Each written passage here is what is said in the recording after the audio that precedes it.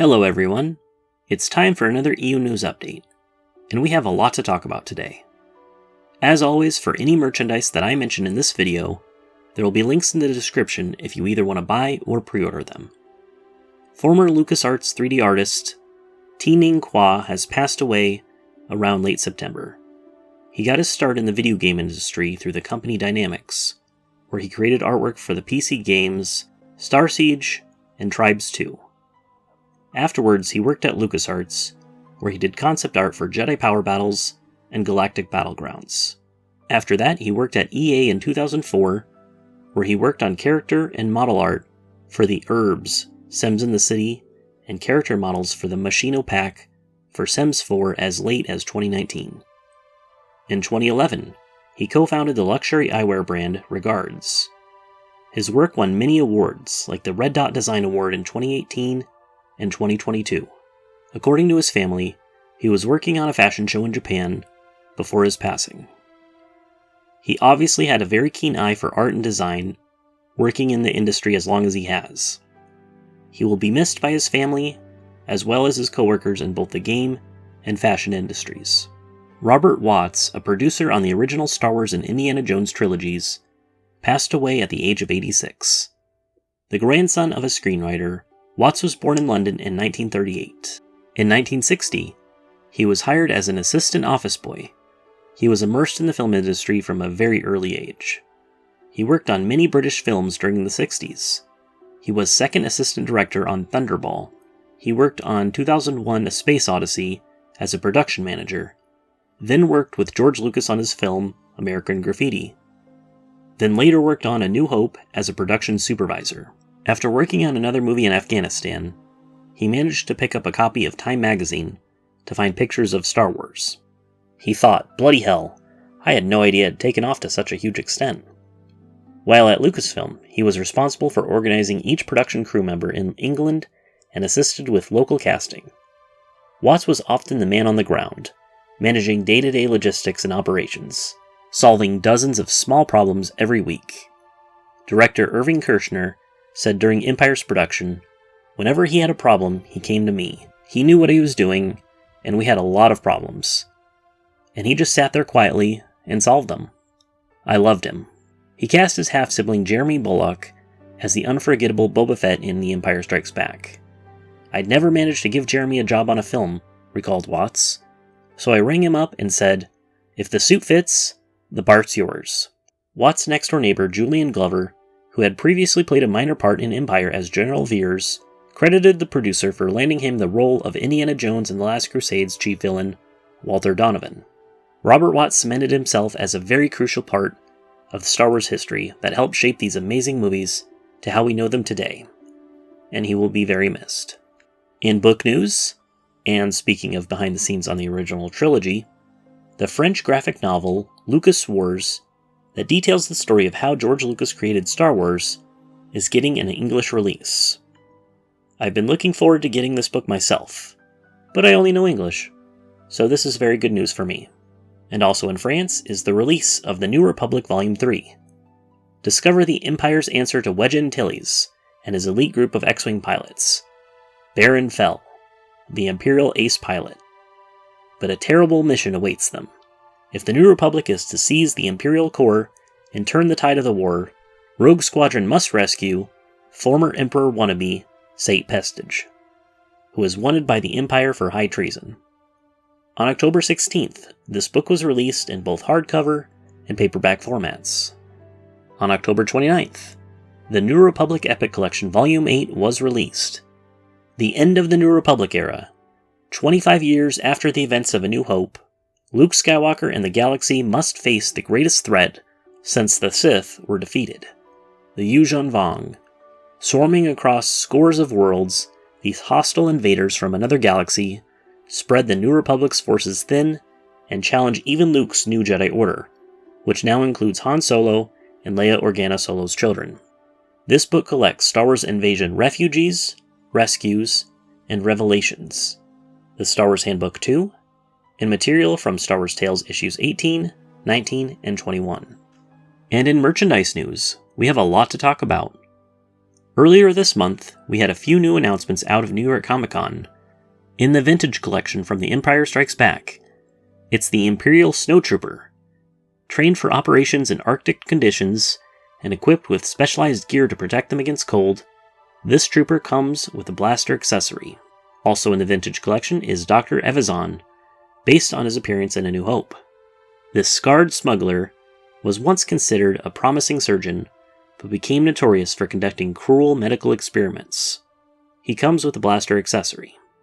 And in the Black Series, to celebrate the 20th anniversary of Revenge of the Sith next year, is the Walmart exclusive Clone Commander Cody with commemorative packaging. He comes with a blaster, removable helmet, and a hologram of Darth Sidious issuing the infamous Order 66. All these figures are now available for pre-order and are set to release in spring 2025. We've also got a bunch of reveals from the MCM Comic-Con in London. In the Black Series, we have Sebulba based on his appearance in The Phantom Menace. This champion pod racing Doug strives to win his races by any means possible. This figure comes with a racing cap and goggles, and a tasty frog snack. Next, we have Shaak T based on her appearance in Attack of the Clones.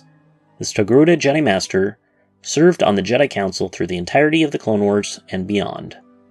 She comes with a lightsaber accessory. And next we have Jedi Master Luminara Unduli, based on her appearance in Attack of the Clones. This Jedi Master and her Padawan would frequently team up with Obi-Wan and Anakin Skywalker on several missions. Now we just need Barasafi in the Black Series. In the Vintage Collection, we have a reissue of the bounty hunter Aurra Singh, based on her appearance in The Phantom Menace. This former Padawan turned killer has hunted many Jedi and taken their lightsabers as trophies. She comes with 2 blasters and a sniper rifle. All these figures are available for pre-order as of October 30th. Also in the Black Series was the announcement of Savage Opress, based on his appearance in the Clone Wars. This massive Zabrak served as Count Dooku's assassin, but was secretly loyal to Mother Talzin. This deluxe figure comes with a pike and lightsaber accessory. He is now available for pre-order, and is set to be released on April 10th, 2025. From Sideshow Collectibles, we are also getting a 6th scale figure of Savage Opress. After locating his brother Darth Maul, he became his enforcer in the Shadow Collective, until his death at the hands of Darth Sidious on the planet Mandalore. This highly detailed figure features a head sculpt with separate rolling eyeball system, and interchangeable horns for creating a battle-damaged look.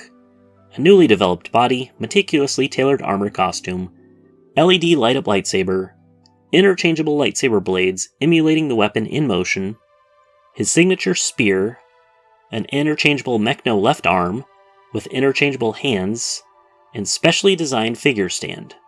He is now available for pre-order and is set to be shipped between October 2025 and March 2026. Also from Sideshow Collectibles is the 6th scale figure of Cardu Sai Malak, aka Labria, as part of the Scum and Villainy collection. The Devaronian known as Labria escapes the large bounty on his head by skulking through cantinas. But it's difficult for a vicious army captain to stay hidden with huge horns, red skin, and a row of yellowing teeth that show every time he smiles. This fully articulated and highly posable figure wears cut-and-sew clothing befitting a disguised man of his distinguished station. His costume includes a dark gray cravat, a navy blue shirt, a black vest, cape, pants, boots, and gloves. The Labria 6th scale figure comes with a blaster holster, and a hand for holding the blaster. Additionally, the figure features a pair of relaxed hands and a pair of gesturing hands to increase display options, allowing fans to recreate his most memorable moments in Mos Eisley. He is now available for pre-order and is set to be released between July and October of 2025. From Iron Studios is the AT-ST and Chewbacca statue, recreating the scene from the Battle of Endor in Return of the Jedi, when Chewbacca and the Ewoks successfully hijacked an Imperial walker. This 1/20 scale statue is limited edition, highly detailed, and hand-painted. It is now available for pre-order and is set to be released between July and September of 2025. From Regal Robot is the concept maquette replica of the Ishi Tib. With hands-on access to the original film artifact and high-resolution 3D scanning, the Regal Robot team crafted a faithful recreation of the concept maquette for the classic creature from Star Wars Return of the Jedi. The plaques for the signature edition were hand-signed by the original sculptor, Academy Award-winning creature effects artist Chris Wallace. Limited to just 83 pieces, each hand-painted maquette in the Special Legacy Edition will include a premium expanded plaque including a one-of-a-kind sketch, each one dreamed up and hand-drawn by Chris Wallace. The included sketch comes beautifully matted with a 5x7 frame that also houses a hand-numbered metal nameplate, hand-signed by Wallace.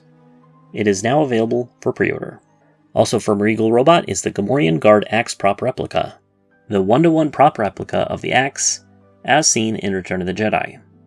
While it may not look very big in the giant hands of the Gamorrean creature suits, this massive axe prop measures over 31 inches long.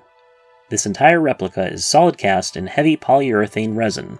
The blade is hand-painted with the same faux metal techniques used on the original prop, with layers of aging rust and distressing. To ensure that each replica has the same grain, knots, and unique carved elements found on the original prop, the Regal Robot team used resin to recreate the wood portion of the axe. That section is then hand-painted and stained to bring out those incredible details. A beautiful black hardwood display mount allows this unique prop to be displayed horizontally on a wall and features an engraved area to showcase the elegant metal plaque. The special signature edition includes a plaque hand-signed by Stephen Constantino, a creature suit performer who portrayed one of the Gamorrean guards in the 1983 film. This axe is now available for purchase. In video game news, 18 years after its initial release, Empire at War just received a new update. The studio behind the game, Petroglyph, continues to keep this fan-favorite game with quality-of-life updates and bug fixes. The game has increased optimization with frame rates on larger maps and improved gameplay balance. Other video games and their fanbases wish that they had a supportive studio like Petroglyph at their helm. And Aspyr is back at it, remastering another older Star Wars game for PC and modern consoles. Jedi Power Battles. This game is using the original Sega Dreamcast source code with significant gameplay enhancements. For players, that means smoother jumps and better balance while keeping the nostalgic feel of the original game. Players can choose between favorites Mace Windu, Obi-Wan Kenobi, Qui-Gon Jinn, Plo Koon, and Adigalia, and previously unlockable characters Darth Maul, Queen Amidala, Captain Panaka, Ki-Adi-Mundi, and a battle droid.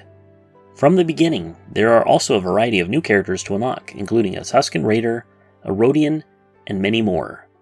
For the first time, the game includes a lightsaber toggle that allows players to choose between the original lightsaber colors, Mace Windu, Plo Koon, and Adigalia, used in the game, or screen-accurate sabers. Plus, cheat codes are back, including Big Head mode and Big Foot mode. Hopefully, like the other remasters, Jedi Power Battles will also get its own physical release at some point. This game is now available for pre-order and is set to release in January 2025. And finally, in SWTOR news, Game Update 7.6 content is coming to the public test servers. Dynamic encounters are coming to SWTOR in 7.6. As players explore Hoth and Tatooine, they'll notice a new system of mission popping up on the map. Dynamic encounters offer a variety of new adventures for players to experience, from rounding up escaped bantha calves at a spaceport, to defeating dangerous bosses, or even helping a down-on-its-luck Cantina band get back on the road.